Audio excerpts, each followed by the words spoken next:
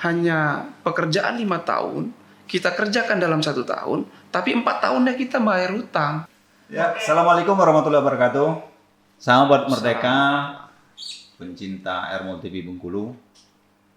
Hari ini kita berdiskusi bersama anak muda yang cukup disiplin, yang dalam akhir-akhir ini namanya cukup terkenal di Kota Bengkulu dengan beberapa kebijakan yang dia lakukan.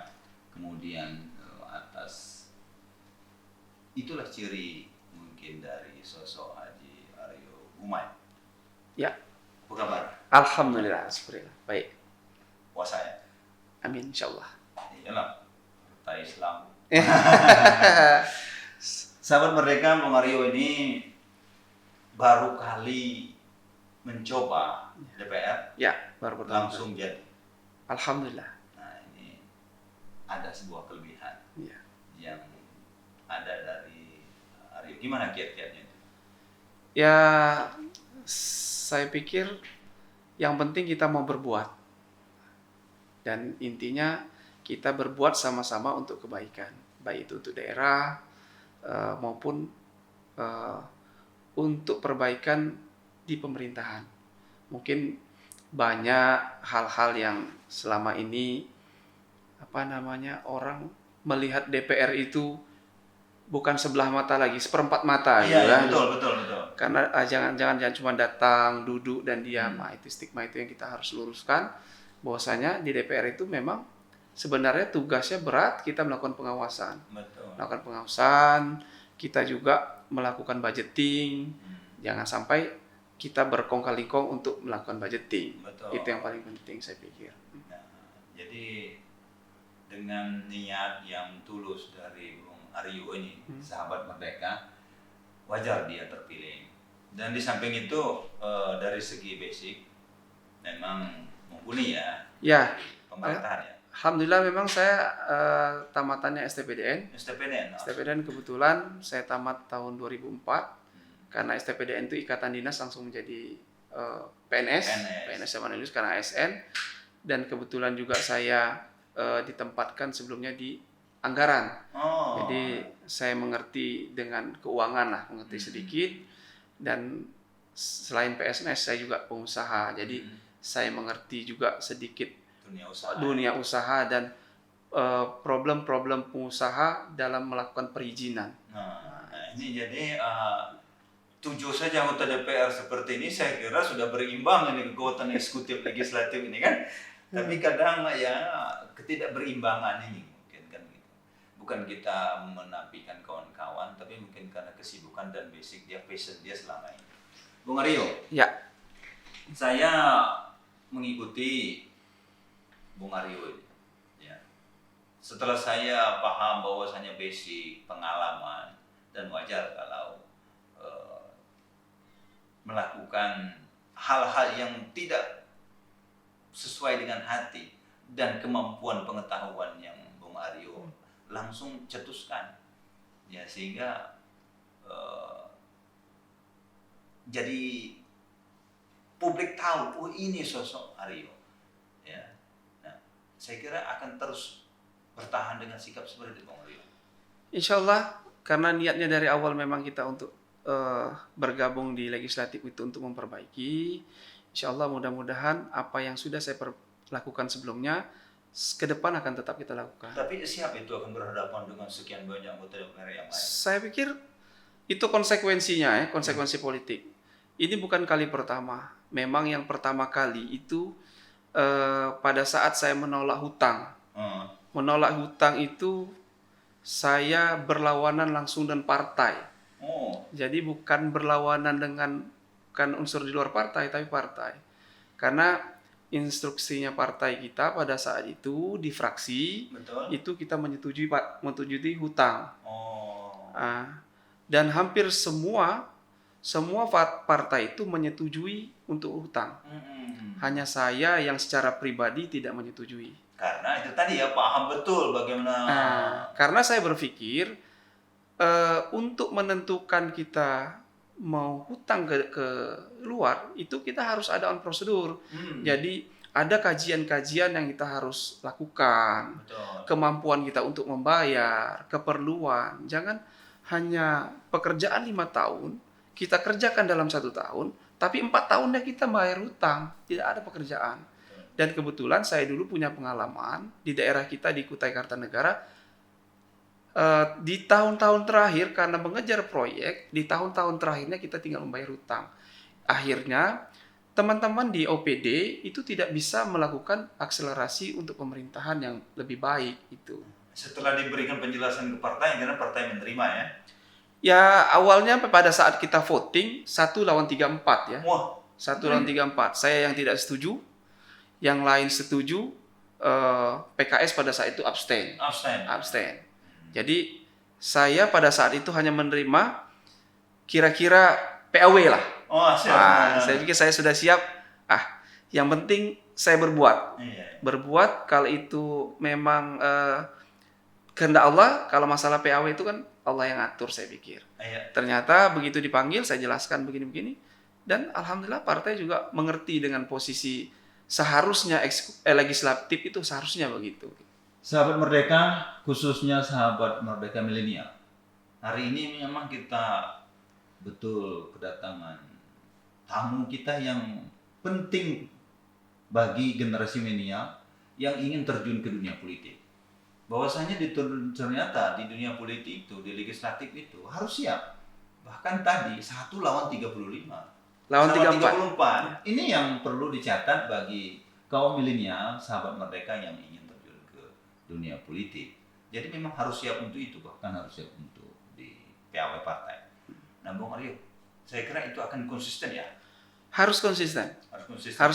Jadi mungkin masyarakat sekarang sudah jenuh dengan pola-pola yang orang hanya mencari momen saja. Jadi pada saat momen mau maju atau ada momen mau ikut pilkada, disitulah dia akan menonjol. Tapi setelah itu dia akan hilang.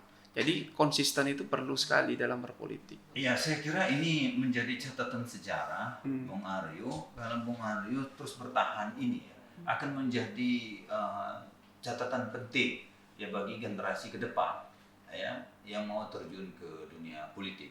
Karena sepanjang kita pahami, sepanjang kita amati, susah sekali itu Bung Aryo. Ya, memang teman-teman sampaikan bahwasanya politik itu dinamis, politik itu ya harus elastis. Tapi karena saya basicnya dulu di pemerintahan, saya juga dulu kami dididik di STPDN, menurut kami kalau menjalankan aturan, maka aturan akan menjaga kita. Jadi bukan terbalik, kita yang membolak-balik aturan. Jadi ikuti aja rule-nya, ikuti aturannya, maka aturan akan menjaga kita. Itu saja saya pikir. Ya, tapi sekarang gimana hutang itu, Bung Aryo? Alhamdulillah, waktu pada saat refocusing anggaran, saya orang yang paling senang karena hutang itu secara otomatis karena kemampuan perbankan juga dan kemampuan kita membayar itu dihilangkan, ditiadakan. Ya, jadi begitu saya melihat refocusing, saya senang sekali karena walaupun 1-34 tidak berarti 34 itu memenangkan menurut Allah. Nah, jadi itu ya berhasil ya dengan secara demokrasi. Ya suara terbanyak yang menang. Ya. Tetapi dalam kenyataan kalau Allah berkehendak, ternyata 1-34. Nah, ini yang menjadi catatan sahabat Merdeka semua yang ada di Bengkulu, bahkan sahabat Merdeka di Indonesia. Mudah-mudahan ini sebenarnya akan menjadi entry point kita dalam dialog kita hari ini. Bung Aryo. Ya. Di samping itu Bung Aryo, saya bertanya-tanya juga ini ke birokrasi.